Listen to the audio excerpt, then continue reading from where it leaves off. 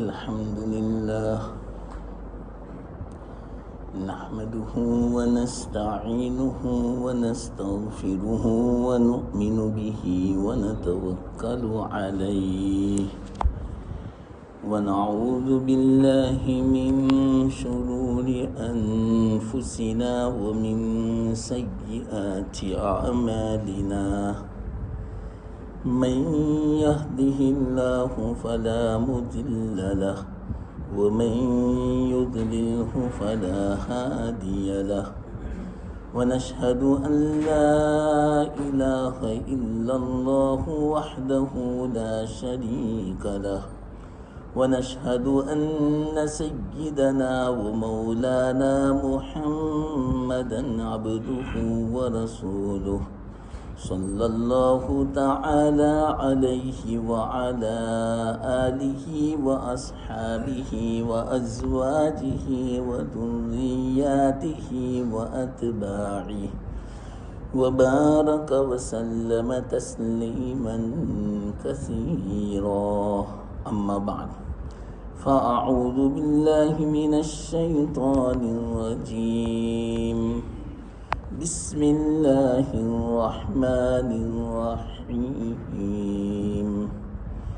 اهدنا الصراط المستقيم صراط الذين أنعمت عليهم غير المغضوب عليهم ولا الضالين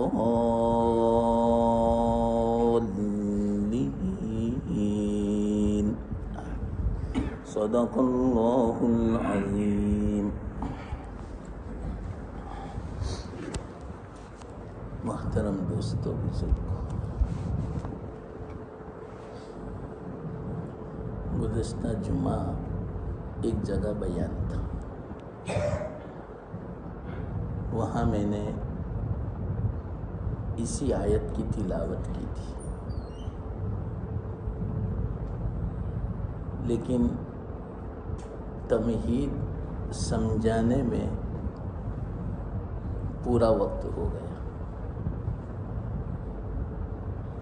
میں جو سمجھانا چاہتا تھا وہ بیان نہیں کر سکا. آپ لوگوں کے مقدر میں ہوگا وہ بات جو مجھے مکمل کرنی ہے، وہاں ادھوری رہ گئی بات. تمہید میں نے کیا کہا تھا وہ مختصر میں آپ کو بتا دوں کہ آج کل کے جو حالات ہیں، خاص کر کے مسلمانوں پر اور اسلام پر، سب جانتے ہیں. ایسے حالات میں سب سے زیادہ اہم چیز کیا ہے، امپورٹنٹ ہمارے لیے، وہ سمجھانا چاہتا تھا. سب سے زیادہ اہم اس زمانے میں یہ ہے ہم کسی بھی طرح اپنے ایمان کو بچا کر اللہ کے پاس جائیں، اور ہم اپنی اولاد کا ایمان بچاویں. بس یہ ہے اہم. اہم یعنی اہمیت والا، امپورٹنٹ. یہ میں سمجھانا چاہتا تھا. اگر آپ اس کو اہم نہیں سمجھتے تو اس کو آج سے اہم سمجھنا شروع کر دو. معمولی مت سمجھو اس کو. ایمان بچانا بہت ضروری ہے. دنیا تو کسی طرح گزر جائے گی، اور کتنا رہنا ہے دنیا میں؟ 60-70 سال. اس امت کی عمر تو اتنی ہے. ہاں کوئی گزر جاوے 70 کے اوپر 80 کے اوپر بہت کم.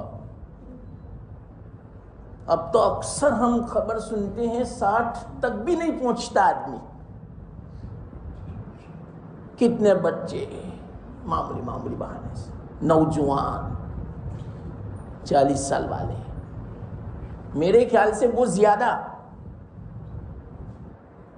جا رہے ہیں دنیا سے. یہ ہماری عمر ہے. اور دنیا اگر روکھی سوکھی بھی گزر گئی، کوئی پریشانی نہیں پائے گی. آخرت نہیں گزرے گی، اور وہاں 60-70 سال نہیں ہے، وہاں تو بے حد و حساب، کوئی حد ہی نہیں ہے. ابد الآباد، ہمیشہ کے لیے جانا. وہ کیسے گزرے گی بتاؤ؟ اگر ایمان ہے تو کامیاب ہے انشاءاللہ. چاہے کتنا ہی ایمان والا گنہگار کیوں نہ ہو، اللہ معاف فرما دے گا. یا تو سزا بھگتنے کے بعد، یا اللہ تعالیٰ فضل کا معاملہ فرما دے، لیکن معاف ہوگا. ایمان ہے اس لیے. وہ کوئی یہاں بہت اچھا آدمی ہے، بہت اونچے اخلاق والا ہے، بہت مدد کرتا ہے غریبوں کی، لیکن ایمان نہیں ہے، کام نہیں آئے گا، کامیاب نہیں ہوگا. وہ ہمیشہ کے لیے جہنم. اور کیسے گزرے گی جہنم میں؟ آپ مسلمان ہو، جہنم جانتے ہو جہنم کیسی ہے، مجھے کہنے کی ضرورت نہیں. آپ اس سے اندازہ لگا، وہاں کا بچھو کھچر جتنا بڑا ہوگا تو اس کا دنگ کیسا ہوگا. وہاں کا ایک ڈول پانی جہنم کا اگر دنیا میں ڈال دیا جاوے، ساری دنیا اس کی بدبو سے مر جاوے. بولو، پینا تو دور کی بات، بدبو تو وہ پلایا جاوے گا جہنم میں.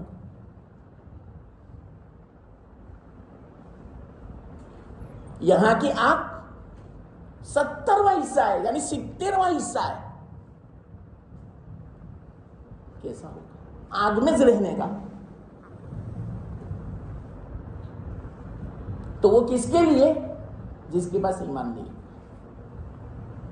تو ایمان کتنی بڑی دولت ہے.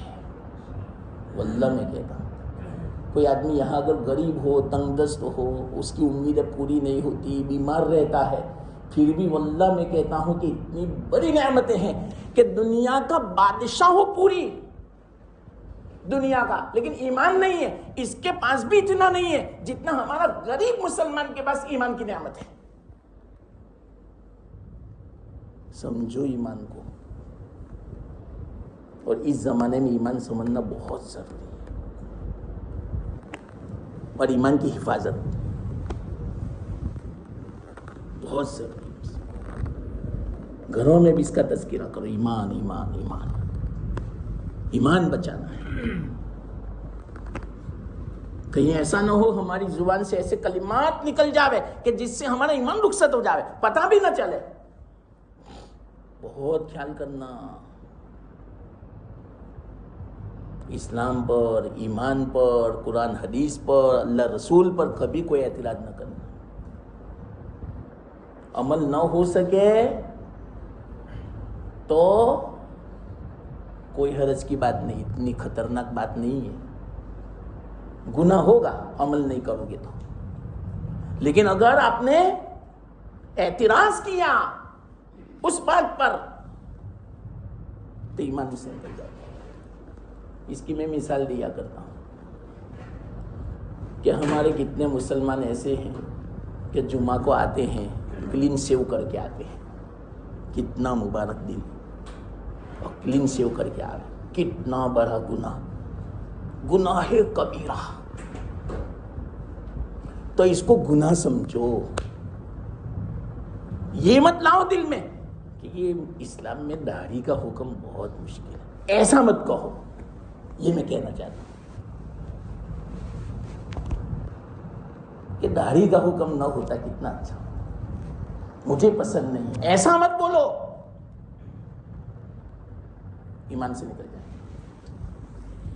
ایک تو کیا ہے، کلین سیو کرتا ہے، گناہ سمجھ کے کرو، تو یہ اتنا خطرناک نہیں ہے جتنا خطرناک وہ ہے گناہ کو گناہ ہی نہ سمجھے اور اعتراض کرے اوپر سے۔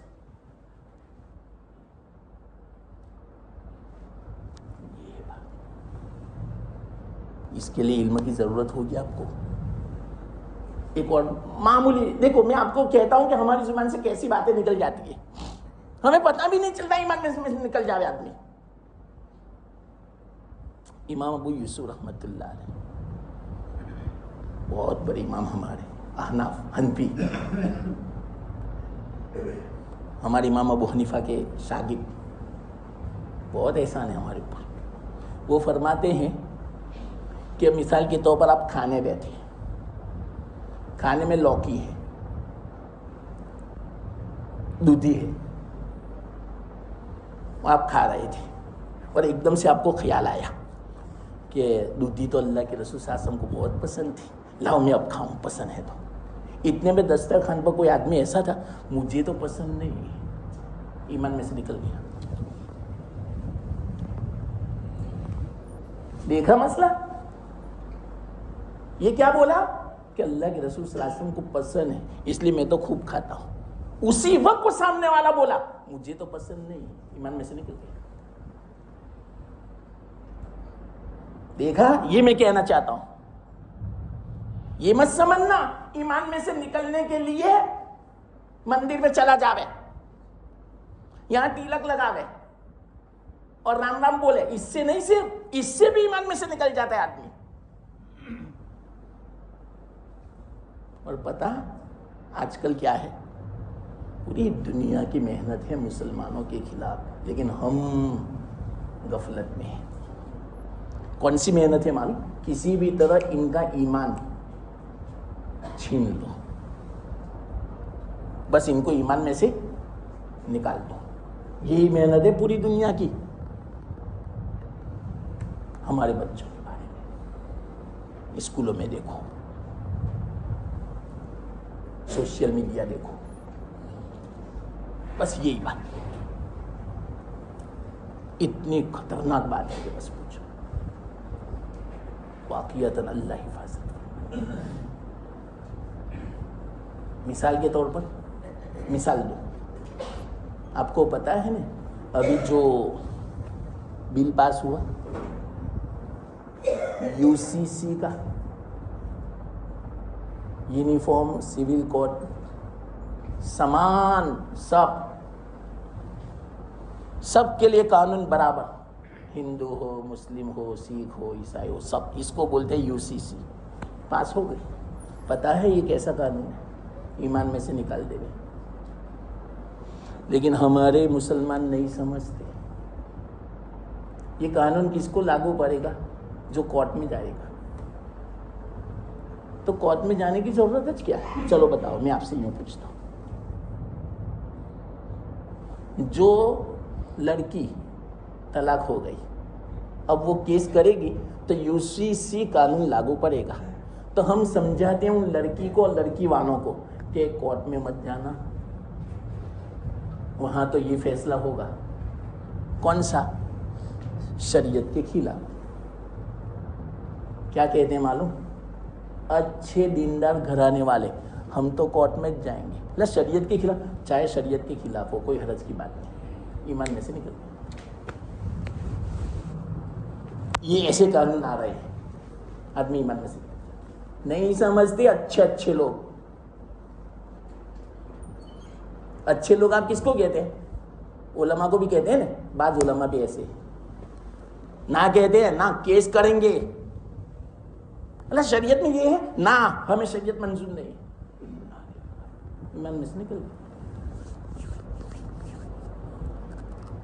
ایک عورت کا فون آیا تھا بیچاری کا میرے اوپر، مسئلہ پوچھنے کہ عورت کا حق کتنا ہے وراثت میں، کہ اگر اولاد ہو تو 8واں ہے، اولاد نہ ہو تو 4تھا ہے، ٹھیک ہے، برابر ہے نا؟ میں کہا ہاں بالکل برابر ہے شریعت. میرا شوہر نہیں مانتا. عورت کہتی ہے کہ جب میں نے شوہر کو کہا کہ میرا تو شریعت کا حکم ہے کہ شریعت چولہے میں جاوے، نعوذ باللہ، یہ الفاظ کہ اور اپنے آپ کو مسلمان سمجھتا ہے. یہ میں 2-3 مثال دیتا ہوں، مثالیں دوں تو اسی میں وقت ہو جائے گا. یہ حالت ہے ہماری مسلمانوں کی، جہالت کی، غفلت کی. تو آج کل جو حالات ہیں، یہی کوشش ہے پوری دنیا کی، اور خاص کر کے ہمارے ہندوستان والوں کی حکومت. بس ان کا ایمان چھینو. واللہ میں کہتا ہوں یہاں تو اچھا ماحول ہے اس لیے پتہ نہیں چلتا، دوسرے صوبوں میں جاؤ پتہ ہی نہیں ایمان کیا ہے.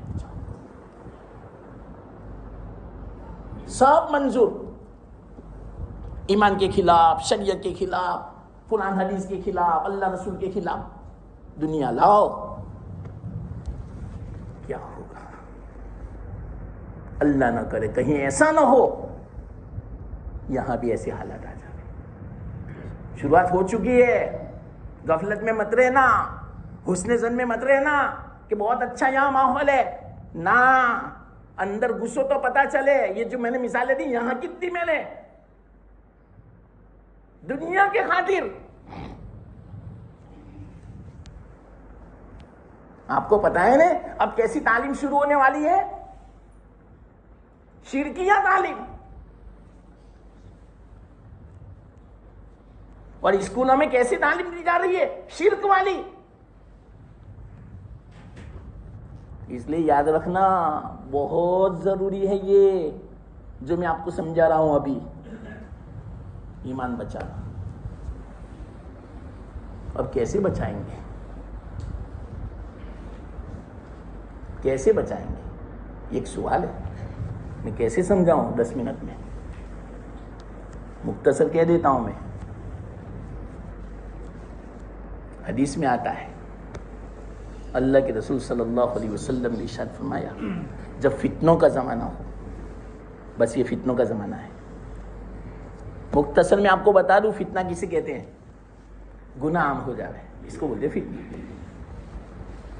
آج پوری دنیا میں گناہ عام ہے، مسلمانوں کے معاشرے میں بھی عام ہے. مسلمانوں کو بھی اسلام کی چیز پسند نہیں ہے آج. یاد رکھنا اس بات کو. مسلمان خود اعتراض کرتا ہے.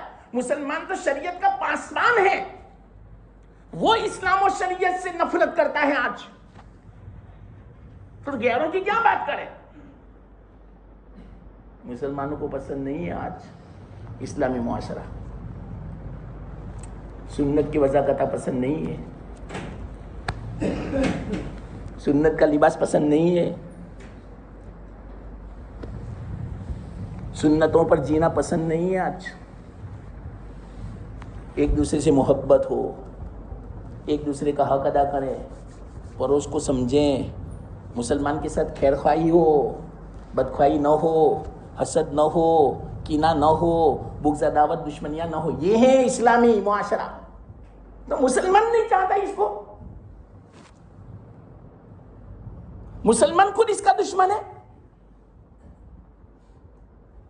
کیا ہوگا؟ یہ شروعات ہو چکی ہے ارتداد کی. ایمان سے نکل رہا ہے آدمی. یورپ کا پسند ہے معاشرہ، وہاں کی فیشن پسند ہے، سب کچھ وہاں کا پسند ہے. یہاں تک کہ آج دنیا میں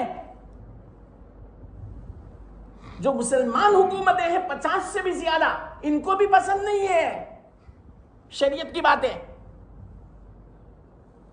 ہماری نظر سب سے پہلے کہاں جاتی ہے؟ سعودی. وہاں دیکھو پسند نہیں ہے ان کو نماز پڑھنا، اذان سننا پسند نہیں ہے اسپیکروں میں. سنیما شروع ہو گیا، عورتیں بھی پردہ باہر آ گئی. اسلامی معاشرہ پسند نہیں ہے. اسلامی تو کیا ہے؟ عورت باہر نہ نکلے، گھر کا کام ہے اس کا، آدمی کا باہر کا ہے، تو انہوں نے نکال دیا نہ، ہمیں پسند نہیں ہے یہ کہ عورت گھر میں رہے، ہمیں پسند نہیں ہے کہ اسپیکر پر اذان ہو، ہمیں پسند نہیں ہے، ہاں گانا ہو، میوزک ہو، وہ پسند ہے ہمیں۔ یہ ہماری مسلمان حکومت کی بات کرتا ہوں، جو ہماری نظر سب سے پہلے جاتی ہے سعودی، حرمین شریفین، مکہ مدینہ۔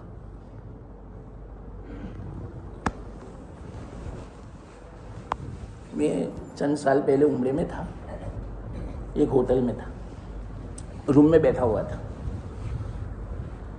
کوئی کاریگر آیا ٹی وی لے کر کہ مولانا ٹی وی رکھنا ہے۔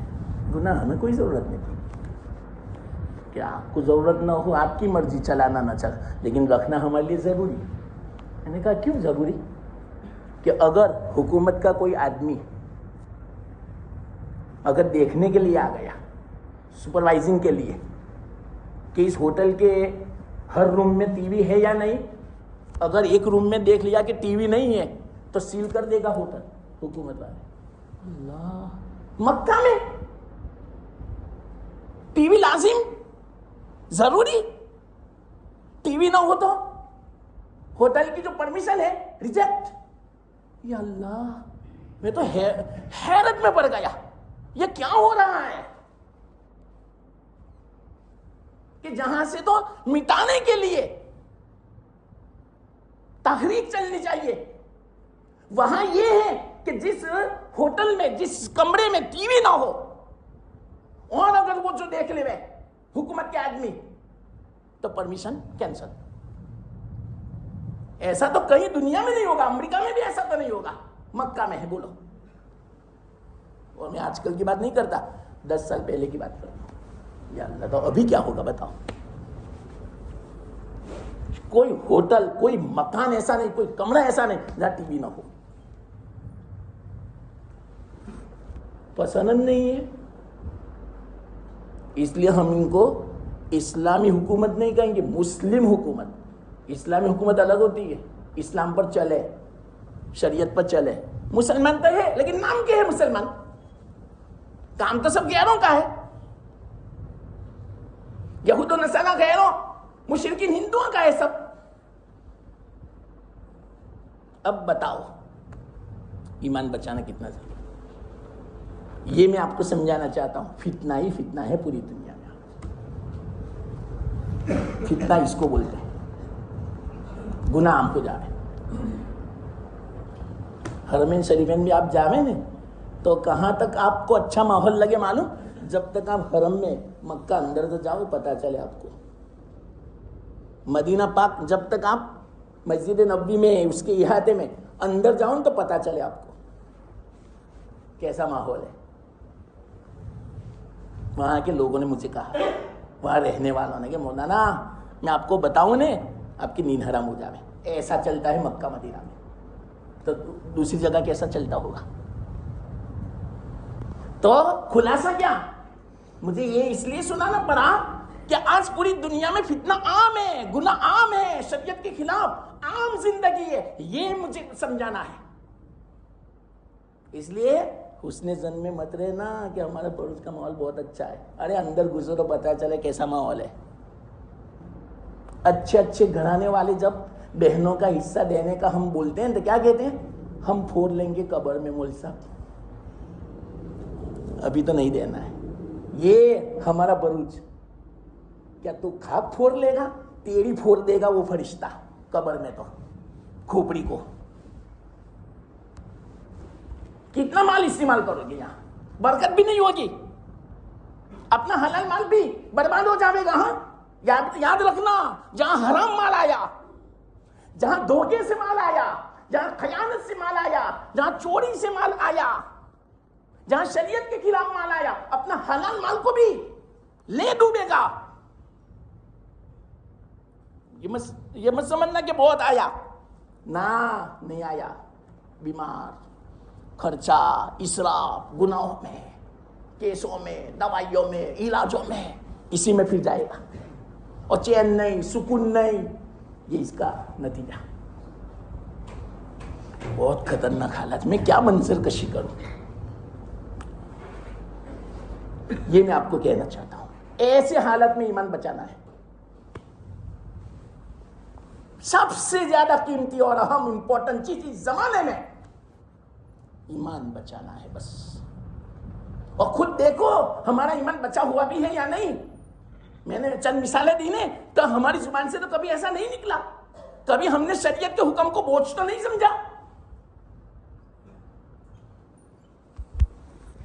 یا اللہ, کیا بولتے ہیں معلوم, بعض کلین شیو والے, یہ داڑھی تو بہت گندگی رہتی ہے اندر میں, اس لیے صاف کر لیتے ہیں. یہ کیا سب گند, ایسا بولتے ہیں, نعوذ باللہ. تو اس کا یہ مطلب اللہ کے رسول صلی اللہ علیہ وسلم نے تو پوری زندگی داڑھی مبارک رکھی, اور آپ تو کتنے صاف تھے, کتنے نصیب تھے, تو آپ ان کو بھی اس طرح کہتے ہو آپ گویا.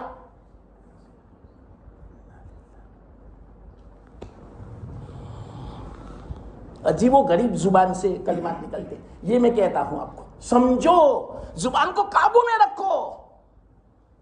ایمان میں سے آدمی نکل جاتا ہے, ایمان میں سے.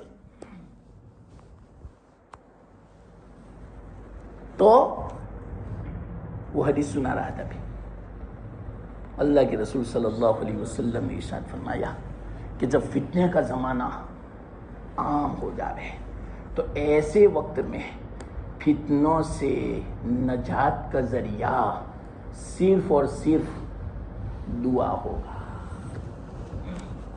تو یہ میں آپ کو سمجھانا چاہتا ہوں. وہاں دوسری میں نے تمہید بیان کی تھی گزشتہ جمعہ کو, یہاں میں سمجھا کہ چلو بات شروع کر دے, لیکن تمہید آئی گئی بیچ میں. اصل بات شروع کرنے سے پہلے جو بات سمجھا تھی اس کو تمہید بولتے ہیں. تو تمہید جو میں نے کہی نا, اب کیسے ایمان بچانا, اب یہ میں آپ کو مختصر سنا. دعا بس ایک ذریعہ ہے, اور خاص کر کے اس زمانے میں کون سی دعا کرو پتہ آپ کو؟ یہ جو میں نے آیت تلاوت کی, اس آیت کو معمولی مت سمجھو. اہدنا الصراط المستقیم, یا اللہ ہمیں سیدھے رستے کی ہدایت دے دے, سیدھا رستہ بتا. کون سا سیدھا؟ صراط الذین انعمت علیہم, ان لوگوں کا رستہ جن پر تو نے انعام کیا. انبیاء کا رستہ, صدیقین کا رستہ, شہداء کا رستہ, صالحین کا رستہ, یہ سب. غیر المغضوب علیہم ولا الضالین, ان لوگوں کا رستہ نہیں جن پر تیرا غضب اترا, یہود, ان کا رستہ نہیں. ولا الضالین, اور ان کا رستہ بھی نہیں جو گمراہ ہوئے, یعنی نصارا, غیر مسلم, یہ سب گمراہ, ان کا رستہ نہیں یا اللہ. لیکن عجیب اتفاق کی بات ہے, آج مسلمانوں نے جو 4 افراد گیروں کا جو رستہ تھا, انبیاء کا, صدیقین کا, شہداء کا, صالحین کا, اس رستے کو چھوڑ دیا. یہود و نصارا, غیروں کا رستہ اپنا لیا ہے. ہر چیز میں دیکھ لو, شادیوں میں دیکھ لو, معاملات میں دیکھ لو, رہن سہن میں دیکھ لو, آپس میں کس طرح رہتے ہیں, جس طرح غیر رہتے ہیں. ارے پتہ نہیں چلتا کہ مسلمان رہتے ہیں, ایک دوسرے کا کوئی خیال ہی نہیں پڑوس کا. ارے پڑوس کے تو ایسے حقوق بیان فرمائے اللہ کے رسول صلی اللہ علیہ وسلم نے, فرمایا اللہ کے رسول صلی اللہ علیہ وسلم نے کہ مجھے تو ایسا لگا کہ اب پڑوس کو بھی میراث کا حقدار بنا دے گا اللہ تعالیٰ. اتنے حقوق ہیں پڑوس کے کہ اس کو بھی وارث بنا دے گا اللہ تعالیٰ. لیکن ہم تو خیال ہی نہیں کہ پڑوس بیچارہ کس حالت میں زندگی گزار رہا ہے, اس کو برابر کھانا بھی ملتا ہے یا نہیں, اس کے بچوں کا کیا حال ہے, وہ کس طرح زندگی گزار, کچھ پتہ ہی نہیں. میں اپنی زندگی میں مست ہوں, بس مجھے اچھا کھانا مل جاتا ہے صبح شام, مجھے نیند مل جاتی ہے, بس ختم بات. یہ مسلمان ہی نہیں. حدیث میں ہمارا بس طریقہ اب غیروں جیسا ہو گیا. ایسا ہی ہے وہاں پر فورن میں, پڑوس میں کون رہتا ہے, 10 سال ہو جاتے پتہ ہی نہیں چلتا کہ کون ہے, کون بیمار پڑا, کس کی وفات ہوئی, پتہ ہی نہیں چلتا. یہ سب طریقے آ گئے, بس اپنی زندگی کی فکر میں ہے آج, دوسروں کی کوئی فکر نہیں. مسلمان ایسا نہیں ہوتا. انشاءاللہ جو مسلمان دوسروں کی فکر کرتا ہے, میں صحیح کہتا ہوں, اللہ اس کی فکر کرے گا، اس کی دنیا بھی بنا دے گا، آخرت بھی بنا دے گا. لیکن آج ہمارا اس پر ایمان نہیں رہا. بھائی بھائی کو نہیں پوچھتا، اور اس کی بات تو دور، بھائی بہنوں میں نہیں بنتی. یا اللہ کیا ہوگا مجھ سے، یہ مجھے بہت ڈر ہے کیا ہوگا. اسی لیے میں یہ بیان میں نے کیا آج کہ کم سے کم جو ایمان ہے ہمارے پاس، ان کی ایمان کی حفاظت کر لیں ہم. چلو بہت اونچا درجہ نہ ملے، بہت بڑے صوفی نہ بنے، لیکن کم سے کم جو ایمان ہے ایمان کی حفاظت تو ہو. لیکن آج کل ہمارے سے ایمان کی حفاظت بھی نہیں ہوتی. یہ حقوق جب بیان کیے جاتے ہیں تو کہتے ہیں یہ تو بہت مشکل ہے. میں نے کہا نا عمل نہ ہو سکے کوئی حرج کی بات نہیں، لیکن یہ مت بولو کہ یہ تو مشکل ہے، یہ تو بہت خطرناک ہے، یہ تو ہو ہی نہیں سکتا. بعض لوگ کیا بولتے ہیں معلوم؟ آج کل تو دھندا کرنا ہو تو جھوٹ بولنا ہی پڑے، اس کے بغیر دھندا ہی نہ ہو. یا اللہ یہ کیا بولتے ہو آپ؟ ارے مت بولو، دھندے میں جھوٹ بول دو، لیکن یہ مت بولو کہ جھوٹ کے بغیر دھندا ہی نہ ہوئے. یہ تو حرام کو حلال کیا آپ نے، جھوٹ حرام ہے اور اس کو آپ یوں کہتے ہیں بولنا ہی پڑے جھوٹ. مول صاحب تمہیں کوئی تجربہ نہیں، بازار میں آؤ نا تو پتا چلے. لوگ ایسے ایسے آتے، کس نے کہا؟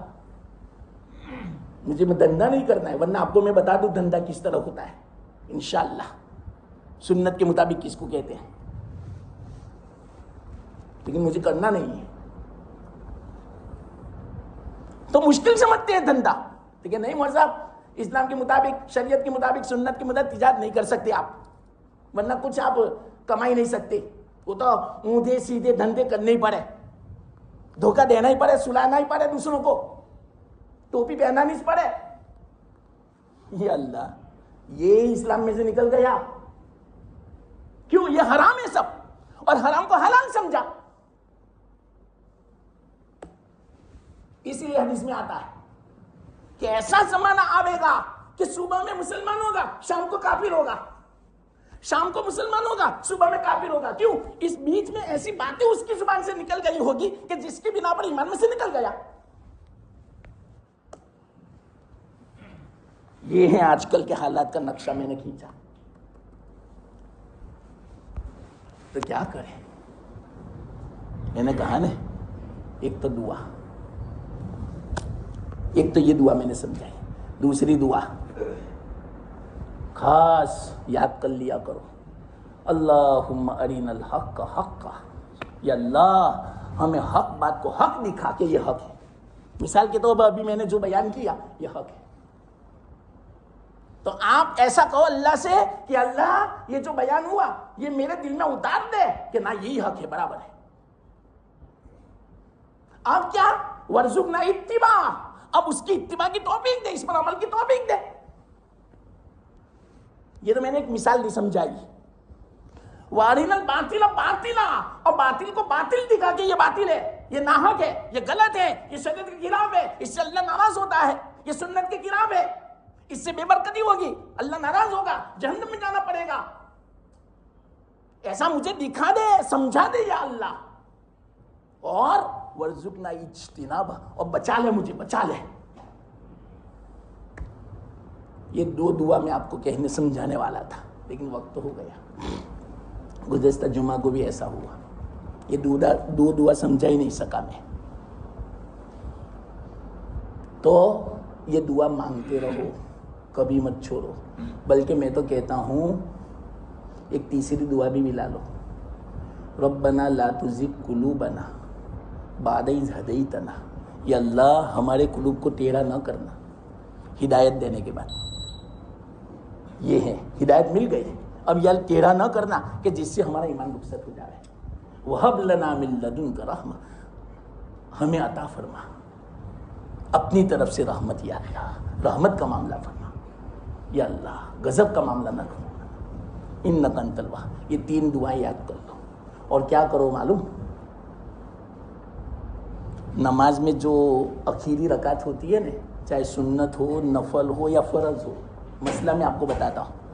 پہلے اب تحیات پڑھتے ہیں، پھر درود شریف پڑھتے ہیں، پھر دعائے قنوت پڑھتے ہیں اللہم انی ظلمت نفسی. تو یاد رکھنا اللہم انی ظلمت نفسی ظلمن کثیرا، یہ دعا پڑھنا واجب نہیں ہے، یہ بھی ایک دعا ہے. اس لیے میں کہتا ہوں اس زمانے میں اس دعا کے بدلے میں یہ دعائیں پڑھو. اللہم ارنا الحق حقا ربنا لا تزغ قلوبنا، اور ہماری اولاد کے بارے میں ان کا ایمان بھی باقی رہے اس کے لیے ربنا ہب لنا من ازواجنا وذریاتنا قرۃ اعین وجعلنا للمتقین اماما. وقت ہوتا تو میں سمجھاتا. تو یہ دعائیں درود شریف کے بعد پڑھو. خاص وقت ہے نماز کا، مقبولیت کا، قبول ہوگی. اور یاد رکھنا نماز کے اندر آپ اللہم انی ظلمت نفسی کے علاوہ کوئی بھی قرآن حدیث کی دعا مانگ سکتے ہیں. اپنی دعا نہیں، اپنی زبان والی نہیں، اپنی دعا نہیں، قرآن حدیث کی. یاد رکھنا. تو یہ جو میں نے دعائیں آپ کو بتائی ہیں یہ قرآن حدیث کی ہے، وہ مانگو اور دل سے مانگو. میں نے ترجمہ اسی لیے کر دیا تاکہ سوچ سمجھ کے دعا مانگو. انشاءاللہ العزیز اللہ کے رسول نے فرمایا اس زمانے میں دعا سے بڑا کوئی ذریعہ نہیں نجات کا. دعا مانگو اللہ سے کہ اللہ اس میں سب آ گیا، ہمارا بھی ایمان کی حفاظت، اولاد کی بھی ایمان کی، سب کی حفاظت آ گئی. اور ایسے بھی انفرادی طور پر بھی مانگو یا اللہ ایمان کی حفاظت. جس طرح ہم دنیا مانگے، واللہ میں کہتا ہوں ایمان مانگو گے، اللہ کی رحمت مانگو گے، دنیا نہیں مانگو گے پھر بھی اللہ دنیا دے گا. میں یقین سے کہتا ہوں، وقت نہیں ورنہ میں یہ بات سمجھاتا آپ کو. جس سے اللہ راضی ہو کیا اس کو اللہ تعالیٰ پریشان کرے گا؟ کیا اس کو تنگی میں مبتلا کرے گا؟ ارے اس کو تو ایسے عافیت راحت سکون ہوگا کہ بادشاہوں کو بھی نصیب نہیں ہوگا.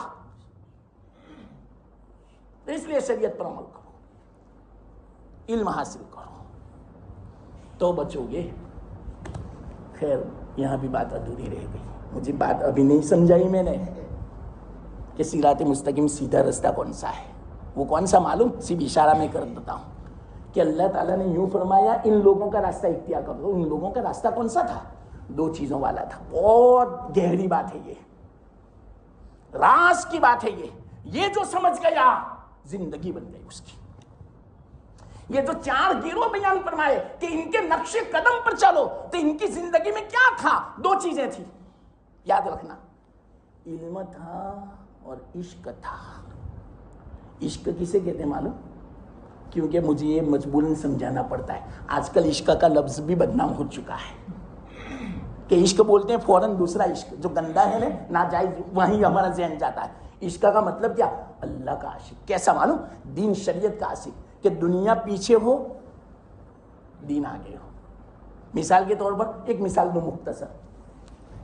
علم تو ہے ہمیں، بغیر سننا کہ جمعہ کی اذان کے بعد دنیا کا کوئی کام نہیں کرنے کا، سیدھے مسجد آنے کا. یہ علم تو ہے لیکن عشق نہیں. عشق کا مطلب کیا معلوم؟ اب اللہ کے حکم کو آگے رکھو، دین کو غلبہ ہو، اللہ رسول کا حکم پہلے ہو دنیا بعد میں ہو. تو علم تو ہے لیکن عشق نہیں. عشق ہوتا اذان کے وقت یہ مسجد پوری ہو جاتی. اللہ کا حکم ہے اذا نودی للصلاۃ من یوم الجمعۃ فاسعوا الی ذکر اللہ. اگر اس حکم کے ساتھ محبت ہوتی تو فوراً اذان کے وقت مسجد میں آ جاتا. لیکن علم ہے محبت نہیں، دین کو غلبہ نہیں. یہ مجھے سمجھانا تھا. آج ہمیں علم تو ہے لیکن علم پر عمل نہیں، یعنی دین کو غلبہ نہیں، اللہ رسول کی محبت غالب نہیں ہے. اللہ فرماتے کہا کلام مجید میں احب کا لفظ ہے، بہت لمبی فہرست ہے. ان چیزوں کی محبت سے زیادہ اگر اللہ رسول کی محبت زیادہ نہیں ہوتی تو اب انتظار کرو اللہ کی طرف سے پکڑ کا. فتربصوا، انتظار کرو اللہ کی طرف سے پکڑائے گی. آج ہمیں علم ہے لیکن غلبہ نہیں ہے دین کا. ہمیں علم ہے کہ شادی سنت کے مطابق، لیکن جب شادی کریں گے سنت کے خلاف کریں گے. تو علم تو ہے لیکن علم پر عمل نہیں ہے، دین کو غلبہ نہیں ہے، سنت کو غلبہ نہیں ہے. اس کو بولتے ہیں عشق. تو یہ جو 4 گروہ تھے ان میں علم بھی تھا عشق بھی تھا. اور جو 2 گروہ فرمائے یہود اور نصارہ، یہود میں علم تھا عشق نہیں تھا، نصارہ میں عشق تھا علم نہیں تھا. یہ مجھے سمجھانا تھا، جو میں نے مختصر کہہ دیا۔ اللہ نے جو کہنے کی توفیق دے، اللہ قبول بھی فرماوے، مجھے آپ کو عمل کی بھی توفیق دے، ہماری اولاد کی، سب کی، پوری امت کی ایمان کی اللہ حفاظت فرماوے۔ وآخر دعوانا